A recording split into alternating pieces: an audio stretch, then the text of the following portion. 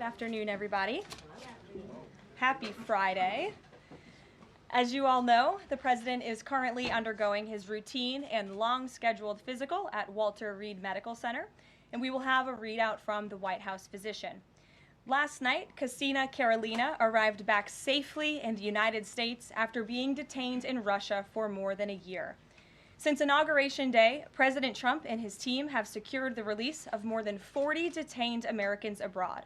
This is more than half of the number of Americans released by Joe Biden in 4 years, and President Trump has brought these Americans home in 80 days. This administration will continue to work hard to bring Americans home from around the world. As I've said before, and I will say it again today, everybody in this room has access to the most transparent and accessible president in American history. The cabinet meeting yesterday was further proof. President Trump asked each secretary to provide an update to all of you in the media on the critical work they are doing at their respective agencies to deliver on his agenda. And according to new reporting from the Washington Times, who I believe is in this room today, President Trump answered nearly 100 questions from the press, all of you, during his first 3 open press cabinet meetings this year. That's nearly 20 times the number answered by Joe Biden in cabinet meetings during his entire 4 years in office. In more excellent economic news that was released yesterday, the Consumer Price Index report showed inflation fell to 2.4% in March, smashing expectations for the second straight month in a row. This marked the first drop in consumer prices dating all the way back to the COVID pandemic. Prescription drug prices saw the largest monthly decline on record. Prices for airfare, used vehicles, and car insurance all decreased as well. And energy prices fell 2.4% in March, driven by plummeting gas prices around the country. Also yesterday, House Republicans answered President Trump's call to move forward the budget resolution and officially set the stage for the passage of one big, beautiful bill. The American economy will boom after this bill is passed and the rest of the president's pro-growth agenda goes into effect. The largest tax cuts and deregulation in history, coupled with our energy industry unleashed and renegotiated trade agreements that put America first, are the ultimate formula to usher in the golden age of America. On that note, more than 75 countries have now reached out to the Trump administration, eager to address the trade issues that have exploited America and hurt our workers in the process. The phones have been ringing off the hook to make deals, and these countries wisely heeded President Trump's warning not to retaliate, and as a result, they were rewarded with a 90-day pause and substantially lower reciprocal tariff rates during this period so potential solutions can be achieved. Past presidents just willingly accepted the failed status quo on trade that ripped off our workers and our companies. But that's not who this president is. He creates his own leverage and negotiates deals better than anyone else who has sat in the Oval Office before him. And that process is currently underway. On another matter, the deadline for registration under the Alien Registration Act is today. All foreign nationals present in the United States longer than 30 days must register with the federal government. Failure to comply with this is a crime, punishable by fines, imprisonment, or both. As President Trump and Secretary Noem have both said, if you register and you leave now, you choose to self-deport. You may have the opportunity to return later legally. But if not, you will be arrested, fined, deported, never to return to our country again. The Trump administration will continue to enforce our nation's immigration laws. We will not pick and choose which laws to enforce. We must know who is in our country for the safety and the security of our homeland and for all American citizens. I also have a note from the First Lady to share with you on this Friday. On Tuesday this week, First Lady Melania Trump celebrated the advancement of the Take It Down Act in the House Energy and Commerce Committee. The important legislation passed the committee with bipartisan support. And as you may remember, the president talked about this bill in his address to a joint session of Congress last month. The First Lady remains dedicated to her championing child well-being, ensuring that every young person can thrive, and of course, championing her Be Best agenda. We urge Congress to swiftly pass this important legislation. Here in our new media seat today, we have Jordan Berman. Jordan is a social media content creator and influencer and a lawyer who grew up following breaking down the news from a neutral perspective. Jordan is the host of her own podcast called Unbiased Politics, where she dissects the top stories from the week from a legal perspective. Jordan focuses on bringing back real journalism from a nonpartisan perspective and has mastered explaining complex legal decisions to a mass audience in the short-form context. Her two biggest platforms are TikTok and Instagram, where she has roughly 500,000 followers on each. With that, please kick us off, Jordan. Thank you. As you know, yesterday the House passed the SAVE Act, and many married women, soon-to-be married women, are concerned that the new voter ID requirements may inhibit their access to the polls. What assurances can you give women voters in America to ease their concerns? Sure. Well, the SAVE Act, as you mentioned, was passed by the House yesterday. This is the Safeguard American Voter Eligibility Act. I believe I'm getting that correct. And this act is a common sense measure. It would require proof of citizenship for voting in our elections. The Democrats have been fear-mongering about this bill, have been saying that married women, if their name has changed, they didn't change it on their identification, would not be able to vote. That is complete fallacy. There are outlined in the bill about how to avoid that. The president very much supports a common sense solution to ensuring that only citizens can engage in our elections. This is critical to improving the integrity of our elections and also the trust that American citizens need to have in our electoral process. So the president supports this bill, and that is a myth that has been proven wrong by the text of this bill, and I believe some of the co-sponsors of the bill have been very vocal in addressing that, and certainly I myself, as a married woman, would not stand before this podium if the president did not support such a common sense measure. Thank you. For my next question, I actually want to give a voice to the American people. I sourced a question from one of my listeners. Her name is Bryn. She is from Oregon. And she asked, what, if any, plans do you have, the administration, for the money that will be generated by tariffs imposed on foreign goods? How will the administration facilitate the development of American industries when many critical components, labor, parts, etc., are much cheaper and more feasible from foreign entities? It's a great question from your listener, and I want to thank her for submitting it to you to ask. That's the part of the new media seat is so that everyday Americans across the country have a voice in this room. So thank you again for being here. Thanks for the question. The president's point about his trade and tariff agenda is to bolster our manufacturing industries here in our country, to bring down the cost of living here in our country, and to ensure that we are maintaining critical supply chains here in America. We cannot be dependent on countries like China if we want this country to be strong and wealthy. So the president wants to restore wealth to America by shoring up these jobs here at home, which will result in good paying jobs and higher wages for the American public. And so Americans should trust in that process. He effectively implemented tariffs in his first term while driving down the cost of living in this country, and that's what he's focused on doing again. Thank you. As a follow-up question, could I just ask, are there any specific ideas that the administration has as to what that revenue, specific tariff revenue, will be used for? Yes, to the heart of your question, the president has spoke about the trillions of dollars that he expects in revenue from tariffs and how we can use it to pay down our debt and to ensure that we are no longer faced with a crippling national debt in the trillions that is going to bankrupt our nation for future generations. So that money coming back home will make America in the green rather than in the red, which any small business owner across the country, I believe, can appreciate. Thank you so much. Thank you. Kelly. Hey. Tomorrow there will be negotiations between the United States and Iran in Oman. What are the president's chief goals for that, and is he satisfied with how Iran is responding to this? They don't want direct face-to-face negotiations, instead sort of old-school shuttle diplomacy where they're in separate rooms and messages are passed back and forth. So is the president comfortable with the arrangement there, and what is the chief objective? Well, I have spoken to both the president and also his national security team who will be engaged in these discussions. These will be direct talks with the Iranians, and I want to make that very clear. I also spoke to the president just last night about his goal when it comes to Iran, and he has reiterated repeatedly to all of you publicly and also privately to his team here at the White House, his ultimate goal and the ultimate objective is to ensure that Iran can never obtain a nuclear weapon. The president believes in diplomacy, direct talks, talking directly in the same room in order to achieve that goal. But he's made it very clear to the Iranians, and his national security team will as well, that all options are on the table, and Iran has a choice to make. You can agree to President Trump's demand, or there will be all hell to pay. And that's how the president feels. He feels very strongly about it. And can you update us on Mr. Witkoff in Russia and what's happening with direct communications with Vladimir Putin? I can confirm that Mr. Witkoff is in Russia to have direct communications with the Kremlin and with Vladimir Putin. This is another step in the negotiating process towards a ceasefire and an ultimate peace deal in Russia and Ukraine.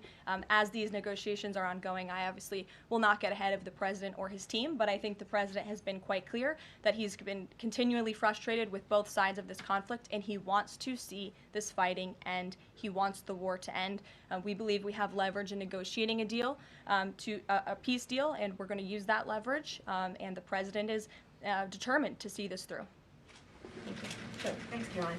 President Trump has said China wants to make a deal on tariffs. The president says he has a great relationship with Chinese President Xi. He's willing to speak with him directly. Why doesn't the president just pick up the phone and get this ball going? All of the things the president just said are true. The president, as I said from the podium just a few days ago when I was up here, would be gracious if China intends to make a deal with the United States. If China continues to retaliate, it's not good for China. The United States of America is the strongest, best economy in the world, as evidenced by the more than 75 countries who have called the administration immediately to cut good deals. So the president wants to do what's right for the American people. He wants to see fair trade practices around the globe, and that's his intention and his goal. So is he waiting for China to make the first move here? I'm not going to comment on communications that are happening or may not be happening, or either way. We'll leave it to our national security team to get these discussions underway. And as always, in the effort of transparency, we will provide updates moving forward. But the president has made it very clear he's open to a deal with China. Why is he optimistic that China's going to make a deal or wants to make a deal? If they're not talking, where's that optimism come from? He's optimistic. Hey, Sean. why would any of our allies work with us to isolate China in a trade war if we're treating friend and foe alike?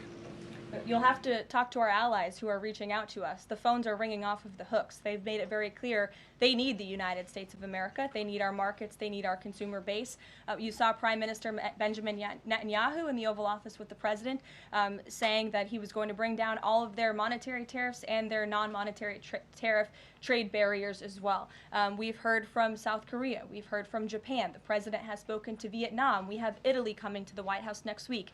There's a reason for that, Sean, and it's because they need the United States of America and our business model and our markets to survive, and the president is using that leverage to our advantage. Michael. Hey, thank you, Caroline. Two-part question on China. Beijing says it will simply ignore any further tariff escalations from the U.S. Does President Trump see this as China backing down? And as a follow-up to that, what do you say to people like Shark Tank's Kevin O'Leary who say, you guys simply haven't tariffed China enough?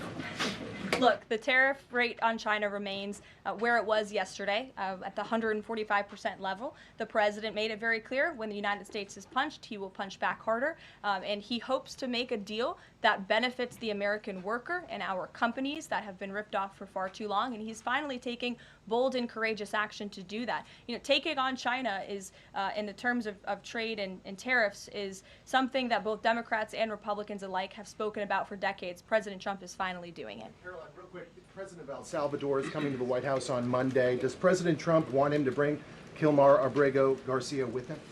The Supreme Court made their ruling last night very clear that it's the administration's responsibility to facilitate the return, not to effectuate the return. I believe the Department of Justice just filed another brief in the lower court. I would defer you to that for any updates. But as you mentioned, President Bukele will be here at the White House on Monday to talk about the cooperation that is at an all-time high. And we very much appreciate President Bukele and El Salvador's cooperation and the repatriation of El Salvadorian gang members who the previous administration allowed to infiltrate our country. Sure. Thank you very much, Caroline. The president spoke quite highly of the great relationship that he has with the Turkish president. We know that the president might be heading off to the Middle East very soon. Is he planning to meet with the Turkish president, either here in the White House or in Turkey? Any plans? I don't have any details about the president's overseas trip other than to say he was surely going to Saudi Arabia. There could be more countries as part of that trip. We're working on the details, and as I've said repeatedly, we will provide the details of that trip as soon as possible. A trip to Turkey, or his invitation to the Turkish president, is under consideration? I'm not going to comment on the details of the trip, but once they're confirmed, I will certainly let you all know. Yes, Stephen. Thank you, Caroline. I'd like to ask you about presidential health and also about tariffs. On presidential health, are there plans for the president's physician to come here and take our questions? And also, President Trump repeatedly makes remarks about the former president's health. Is he considering using his executive powers to bring any greater transparency there? As I have said, the president is undergoing his long-scheduled physical. It's a yearly physical that every president receives, and we will provide an update on that by the president's physician as soon as we possibly can. And about the former president and transparency regarding his health, are there...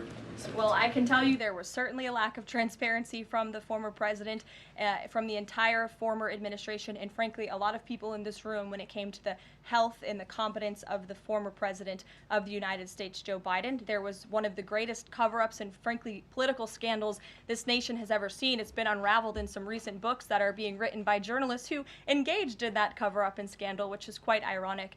But this president is clearly committed to transparency. You in this room see him and hear from him on a daily basis. You in this room know from covering him, it's hard to keep up with him. He is a machine working around the clock every single day. And the physician, after today's physical, will provide an update on the report in the effort of transparency. If I could ask about tariffs, there have been big swings this week in the Treasury bond yields. There's a theory that it might be because of China dumping these as leverage, driving up costs for U.S. loans like mortgages. Does the White House have evidence that this is in fact a result of Chinese dumping, and if so, is there a message on that? Not to my knowledge, but I would check in with the Treasury Department on that. I can tell you I know our Secretary of Treasury, Scott Bessent, is keeping a very close eye on the bond market.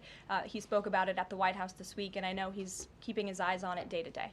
Ed. Thanks. Thank you, Caroline. So the administration, I have an administration source who's telling me that we're weeks away from the first deal with the country over tariffs. Where is the administration? How soon can we see that? And what country is that first one? I won't reveal or get ahead of our trade team as these negotiations are obviously ongoing, but I can tell you very good progress has been made. Jameson Greer was on television this morning and I spoke to him, and he confirmed that more than 15 offers are already on the table, which is remarkable in just a mere matter of days. And as I said earlier, we've heard from more than 75 countries around the world. This is a team effort. The president has a team of great, brilliant advisors who have been with him every step of the way, and all of them will be divvying up the workload. And I just want to give the president and his trade team credit for taking this on. This is a massive undertaking. There's no doubt about it. We take it very seriously. The president is determined to renegotiate global trade on behalf of American workers. And again, you've seen people on both sides of the aisles calling for this for years, but I think no other president lacked the courage or maybe the work ethic or the stamina to take on such a task. And I know there were some questions about the president's delayed departure earlier to Walter Reed. I'd like to address it was because he's working on this very issue, so he was running a bit behind this morning. On the 90-day pause, what would the president need to see in order to extend that 90-day pause for countries on tariffs? Well, I think the president addressed this yesterday when he said he's hoping that there will be good deals made before the 90 days is up, and we will cut those deals as soon as we possibly can, country by country, tailor-made deals for each and every country as they all propose unique challenges and unique assets to each country, advantages rather, and when that 90-day mark hits, the president will make that decision then. One more, if I could, on a different subject. So a bird earlier attacked my colleague, Peter Doocy, during a live shot at I'm the wondering White if House. that's why Peter is absent from his seat. Is he doing okay? He's recovering. Has anyone checked on him? He's recovering. Is anyone looking into that incident? I could check in with GSA to see if anybody here is looking into it. I also understand there was a mouse in the briefing room earlier today, so I'm hoping somebody checked in on that, as I'm hoping it doesn't run up here and distract me. That would be a good way for all of you to distract me, actually, have a mouse come run up here. So I'll get an answer for you on that, out of respect for our good friend Peter. Jeff? Why is American consumer confidence so low? Look, I think there's a great optimism in this economy, great optimism for the American people, a lot of reason for people to feel optimistic. The president is, as I just said, trying to renegotiate the global trade agenda that has ripped off the American people for far too long. As he said, this is going to be a period of transition. He wants consumers to trust in him, and they should trust in him. Look at what he did in his first term. And I just want to reiterate all of the reasons to be confident since you asked, Jeff. For those watching at home, yesterday the CPI report, inflation declined massively. Consumer prices are dropping for the first time in years. Energy prices are down. In fact, oil prices are down 20% since this president took office. Wholesale prices fell again. There have been trillions of dollars in investments into this country. Every day the president is signing executive orders to cut regulation, especially when it comes to Environmental Protection Agency, our energy industry. That's going to unleash the economic boom in this country that we saw in the president's first term. So trust in President Trump. He knows what he's doing. This is a proven economic formula. What is he asking of Americans at this time? He talked about transition costs, transition problems. Is he asking something specific for Americans to do? No, I think the president is asking for Americans trust in Trump, as I just said, trust in his economic agenda and formula. It's a proven formula that works. And by the way, clearly the American people do in fact trust him because they did just overwhelmingly elect him to this office. Jennifer. Is he going, I'm asking about the physical, is he undergoing any general anesthesia, and can you outline any of the other tests that he's doing today? He is not. He is undergoing quite a few tests, imaging. Again, it's a it's a yearly physical, so there's quite a lot that goes into it to make sure the president is accomplishing all of his goals, and we will provide a readout of that as soon as we can. And will you be committed to releasing all of the results, as many of the results as possible? Of course, yes. The president's physician will do that. I spoke with him this morning. Sure. Will you guys also consider releasing the president's fitness plan? He actually looks healthier than ever before. Healthier than he did 8 years ago, and I'm sure everybody in this room could agree. Is he working out with Bobby Kennedy? And is he eating less McDonald's? I can confirm the president is in very good shape, as you see, on a near daily basis here. And in that vein, thank God it's Friday. It's been a very long and busy week here at the White House. We will see you all on Monday, and we will release the results of that report as soon as we can. Have a great weekend, everybody. Thank you.